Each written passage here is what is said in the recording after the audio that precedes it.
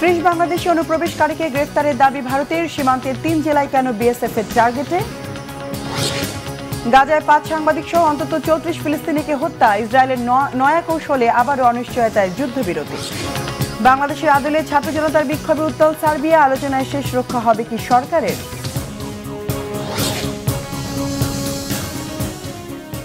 আসসালামু আলাইকুম, দেখছিলেন Bangla vision world news headline. 30 জন বাংলাদেশি অনুপ্রবেশকারীকে গ্রেফতারের দাবি করেছে ভারতের সীমান্তরক্ষী বিএসএফ আর অ্যান্টি টেররিজম সেল এটিসি। অনুপ্রবেশ ঠেকাতে পশ্চিমবঙ্গের মালদা, দক্ষিণ মুর্শিদাবাদ ও নদিয়া জেলার সীমান্তে শক্তি বাড়িয়েছে বিএসএফ। ভারতের সীমান্তরক্ষী বিএসএফ জানিয়েছে, অনুপ্রবেশের অভিযোগে আটক 13 বাংলাদেশের পরিচয় নিশ্চিত হওয়া গেছে। জিজ্ঞাসাবাদের ভিত্তিতে ডাউকি পুলিশের পক্ষ থেকে জানানো হয়েছে 13 জনই সিলেটের বিভিন্ন অঞ্চলের অধিবাসী।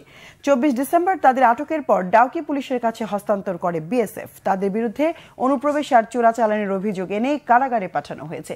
এদিকে এ মাসের শুরু থেকে বাংলাদেশে অনুপ্রবেশের অভিযোগে শুরু হওয়া ধরপাকড়ের অংশ হিসেবে 17 জনকে গ্রেফতারের তথ্য জানিয়েছে মহারাষ্ট্র পুলিশ আর এটিসি। বলা হয়েছে, বুধবার থেকে মুম্বাই, নভি মুম্বাই, থানে আর নাসিকের বিভিন্ন ঠিকানা থেকে 17 জনকে গ্রেফতার করা হয়েছে। এদের 14 জন পুরুষ আর 3 জন নারী। ভারতে অবস্থানের বৈধ কাগজপত্র দেখাতে পারেননি তারা। তাদের কাছে জাল আধার কার্ড আর প্যান কার্ড পাওয়া গেছে। তাদের বিরুদ্ধে 1946 সালের বিদেশি আইন, ভারতে প্রবেশ আইন আর পাসপোর্ট আইনের বিভিন্ন ধারায় মামলা হয়েছে। গাজায় বেপরোয়া হামলায় এবার 5 সাংবাদিককে হত্যা করল দখলদার ইসরায়েলি বাহিনী। বেসামরিক অবস্থানে বর্বর হামলায় 24 ঘন্টায় হত্যা করা হয়েছে অন্তত 38 জনকে। তীব্র শীতেও মন গলেনি দখলদারদের। নিত্যপণ্যের সরবরাহে অবরোধ না ওঠানোয় তীব্র শীতে মারা গেছে আরও 3 ফিলিস্তিনি শিশু। এমন পরিস্থিতিতে ইসরায়েলের প্রতিরক্ষা মন্ত্রী গাজা থেকে সেনা প্রত্যাহারে অসম্মতি জানিয়েছেন। এতে আবারও কি থমকে যাবে বহু প্রতীক্ষিত যুদ্ধবিরতির আলোচনা? বিস্তারিত শহীদ আরাফাতের ডেস্ক রিপোর্টে। গাজায় নিরীহ ফিলিস্তিনিদের পাশাপাশি হত্যার শিকার হচ্ছে একের পর এক সাংবাদিক। নতুন করে নুসাইরাতে বিমান হামলা চালিয়ে 5 সাংবাদিককে হত্যা করেছে ইসরায়েলি সেনারা। ওই 5 সাংবাদিক ফিলিস্তিনের আল কুদস টুডে চ্যানেলে কাজ করতেন। ফিলিস্তিনি সাংবাদিকদের জন্য বছরটি বেদনাদায়ক ছিল। ইন্টারন্যাশনাল ফেডারেশন অব জার্নালিস্টের গবেষণায় দেখা যায়, চলতি বছর 104 জন সাংবাদিক হত্যার শিকার হয়েছে। এর মধ্যে 55 জনই ফিলিস্তিনের সাংবাদিক। শুধু সাংবাদিক নয়, ইসরায়েলি নৃশংসতা চলছে ফিলিস্তিনি শিশুদের কেন্দ্র করে। ইসরায়েলি প্রশাসন গাজায় খাদ্য, পানি ও প্রয়োজনীয় শীতবস্ত্র প্রবেশে বাধা দেয়ায় দুর্বিষহ দিন পার করছে ফিলিস্তিনিরা। কম্বল ও শীতবস্ত্র না থাকায় গাজায় 3 শিশুর মৃত্যু হয়েছে। এ নিয়ে 13 মাসে ইসরায়েলি হামলায় নিহত ফিলিস্তিনির সংখ্যা ছাড়িয়েছে 45,350 জনে। ইসরায়েলের প্রধানমন্ত্রী বেনিয়ামিন নেতানিয়াহু গাজায় দ্রুত যুদ্ধবিরতির সম্ভাবনা দেখছেন। যদিও দেশটির প্রতিরক্ষা মন্ত্রী ইসরায়েল কার্স গাজা থেকে এখনই সেনা প্রত্যাহার করতে চান না। গাজার নিরাপত্তা আপাতত ইসরায়েলি সেনাদের হাতেই থাকবে। এখনই আমরা গাজাকে নিরাপদ মনে করছি না। এখানে সুড়ঙ্গ, সন্ত্রাসী অবকাঠামো, এগুলো ইসরায়েলি সেনাদের জন্য হুমকি হিসেবে কাজ করতে পারে। তারা আবারও হামলা করবে না তার কোনো নিশ্চয়তা নেই। তাই আইডিএফ ইসরায়েলিদের নিরাপত্তার জন্য গাজায় মোতায়েন থাকবে। ইসরায়েলের এসব দাবিকে অযৌক্তিক বলছে হামাস। ফিলিস্তিনের স্বাধীনতাকামী সংগঠনটি বলছে, ইসরায়েলি সেনা প্রত্যাহার, যুদ্ধবিরতি, বন্দি বিনিময় ও বাস্তুচ্যুতদের প্রত্যাবর্তন নিয়ে প্রশাসনের নানা শর্তে বেড়াজালে গাজায় যুদ্ধবিরতি চুক্তিতে পৌঁছানো যাচ্ছে না। Shahid Arafat, Bangla Vision news desk. সিরিয়ায় অতর্কিত হামলায় 14 পুলিশ সদস্যকে হত্যা আর 10 জনকে আহত করেছে পতিত বাশার সরকারের অনুগতরা। এই ঘটনায় চরম প্রতিশোধের হুঁশিয়ারি দিয়েছে বিদ্রোহী গোষ্ঠী হায়াত তাহরির আল শাম HTS এর নেতৃত্বাধীন অন্তর্বর্তী সরকার। কয়েকদিনের সাম্প্রতিক উত্তেজনার জেরে হোমস, লাতাকিয়া, জাবলে আর তার্তুসে জারি করা কারফিউর মধ্যেই হামলার হত্যাকাণ্ড ঘটল। বৃহস্পতিবার সকালে অন্তর্বর্তী সরকারের পক্ষ থেকে জানানো হয়েছে, উত্তর পশ্চিমাঞ্চলীয় তার্তুস প্রদেশে এই হামলার হত্যাযজ্ঞ সংঘটিত হয়েছে। ওই অঞ্চলের প্রশাসন এখনও পতিত বাশার সরকারি সমর্থকদের নিয়ন্ত্রণে আছে। মূলত বুধবার মাজারে হামলার পুরনো ভিডিও ছড়িয়ে দেয় ওই অঞ্চলের শিয়া সম্প্রদায়ের মধ্যে উত্তেজনা ছড়িয়ে পড়ে। প্রতিবাদের ঝড় ওঠে আর জবাবদিহির আহ্বান জানায় বিক্ষোভকারীরা। এই সুযোগে পুলিশ সদস্যদের উপর হামলার ঘটনা ঘটায় দুষ্কৃতিকারীরা।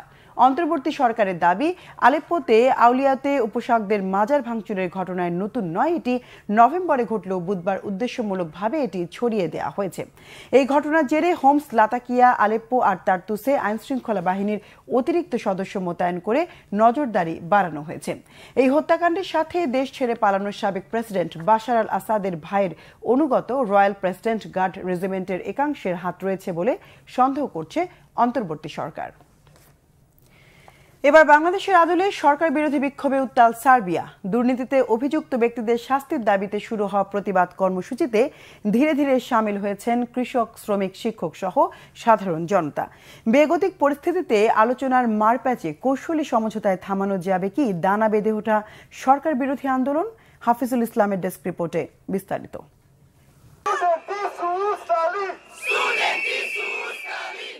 সরকার বিরোধী বিক্ষোভে উত্তাল দক্ষিণ পূর্ব ও মধ্য ইউরোপের দেশ সার্বিয়া। বাংলাদেশের জুলাই আন্দোলনের মতো শিক্ষার্থীদের নেতৃত্বে শুরু হলেও সর্বস্তরের জনগণের অংশগ্রহণে চলমান গণবিক্ষোভ ধারণ করে বৃহৎ আকার।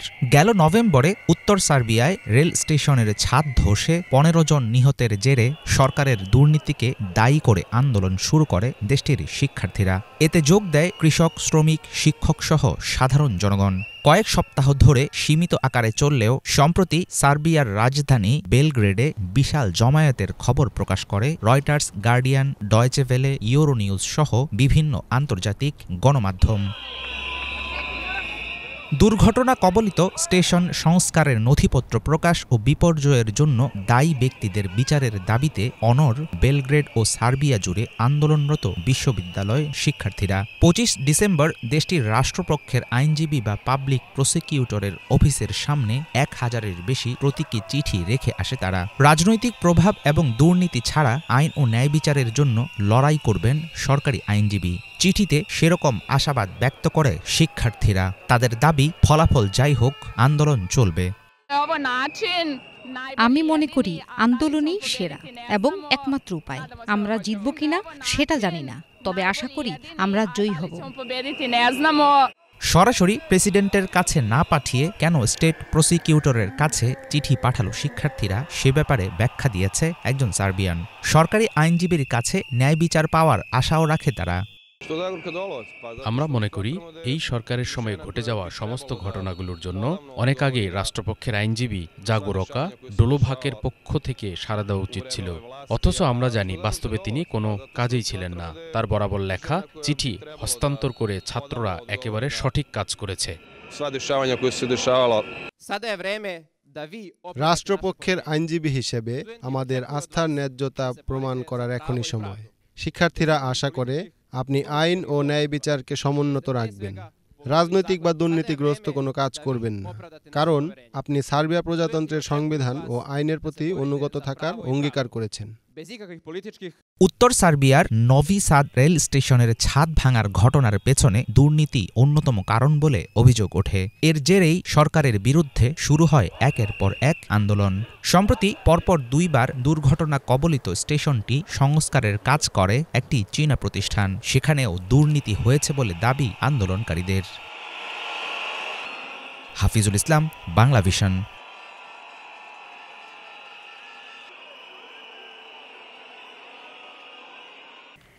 কাজাখস্তানে যাত্রীবাহী বিমান বিধ্বস্ত হয়ে অন্তত 38 জন নিহতের ঘটনায় একদিনের শোক পালন করেছে আজারবাইজান।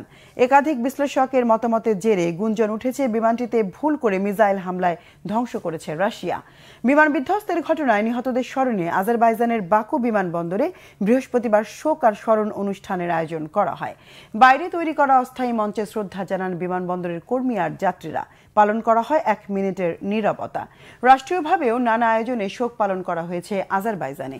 দুর্ঘটনার কারণ উদ্ঘাটনে আলাদা তদন্ত কমিটি গঠন করেছে আজারবাইজান, কাজাখস্তান আর রাশিয়া। তদন্ত চলাকালে একাধিক নিরাপত্তা বিশ্লেষকের মন্তব্য, এই দুর্ঘটনার পেছনে রাশিয়ার জড়িত থাকার গুঞ্জন উস্কে দিয়েছে। বলা হচ্ছে ইউক্রেনের অ্যাটাক ড্রোনের তৎপরতার জন্য চিহ্নিত এলাকায় উঠছিল আজারবাইজানের যাত্রীবাহী বিমানটি। ওই অঞ্চলে বিমান ও মিসাইল বিধ্বংসী রুশ সমরাস্ত্র মোতায়েন থাকায় দুর্ঘটনাবশত যাত্রীবাহী বিমানটি লক্ষ্যবস্তুতে পরিণত হতে পারে। এসব তত্ত্ব নাকচ করেছে রাশিয়া। ধারণার উপর ভর করে বিভিন্ন বিশ্লেষণে বিভ্রান্ত না হয়ে আনুষ্ঠানিক তদন্ত প্রতিবেদনের জন্য অপেক্ষা করার অনুরোধ জানিয়েছে ক্রেমলিন। এদিকে দুর্ঘটনায় আহত রাশিয়ার নাগরিকদের বিশেষ বিমানে কাজাখস্তান থেকে দেশে ফিরিয়ে নিয়ে যাওয়া হয়েছে। রাশিয়ার হাসপাতালেই তাদের উন্নত চিকিৎসা সেবা দেয়া হবে।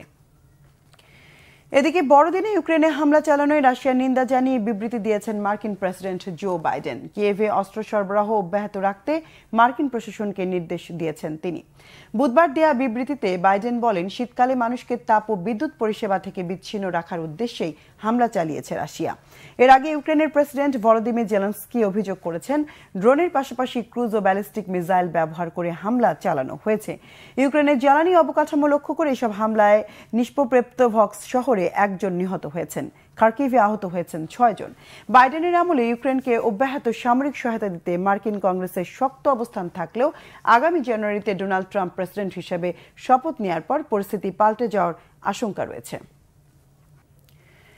দক্ষিণ পূর্ব আফ্রিকার দেশ মোজাম্বিকের একটি কারাগারে ভয়াবহ দাঙ্গায় পুলিশ সহ অন্তত 33 জন নিহত হয়েছেন, আহত 15 জন।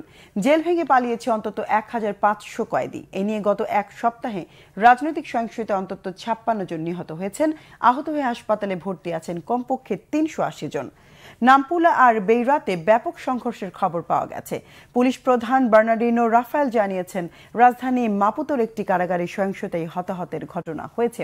শুধু রাজধানী নয়, মোজাম্বিকের আরও কয়েকটি জেলে একইভাবে সহিংসতার পালানোর ঘটনা হয়েছে। সেখান থেকেও বেশ কয়েকজন বন্দী পালানোর খবর পাওয়া গেছে। পুলিশ জানিয়েছে 150 পলাতক কয়েদিকে আবারও গ্রেফতার করা হয়েছে। বাকিদেরও গ্রেফতারের চেষ্টা চলছে। মূলত নির্বাচনী ক্ষমতাসীন দল ফ্রেমিনোর বিজয় নিশ্চিত করে দেশটির সর্বোচ্চ আদালতের দেয়া এক সিদ্ধান্তের প্রতিবাদে সরকার বিরোধীরা বিক্ষোভ শুরু করে। এক পর্যায়ে বিক্ষোভ মিছিল কারাগারের কাছে পৌঁছলে বিক্ষোভকারীদের সহায়তায় বন্দীরা দেয়াল ভেঙে পালান। গত অক্টোবরে বিতর্কিত নির্বাচনের পর দেশজুড়ে সহিংসতা অব্যাহত রয়েছে। ধারাবাহিক বিক্ষোভ আর সহিংসতায় গত 3 মাসে মোজাম্বিকে অন্তত 150 জন নিহত হয়েছেন।